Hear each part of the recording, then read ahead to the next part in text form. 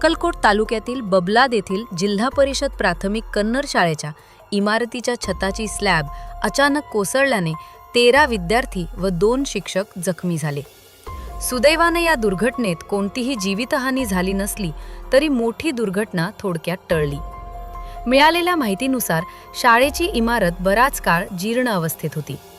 छतावरील कॉन्क्रीट अनेक ठिकाणी निखळले असून लोखंडी सळ्या उघड्या पडल्या होत्या।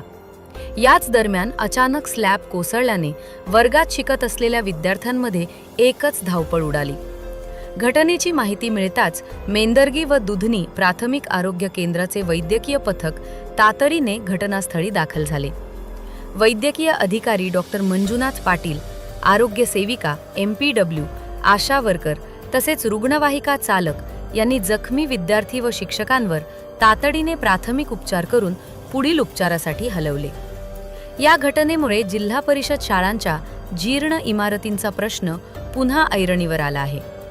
विद्यार्थ्यांच्या सुरक्षिततेच्या दृष्टीने धोकादायक शाळा इमारतींची तातडीने तपासणी करून आवश्यक दुरुस्ती किंवा नवीन इमारती उभाराव्यात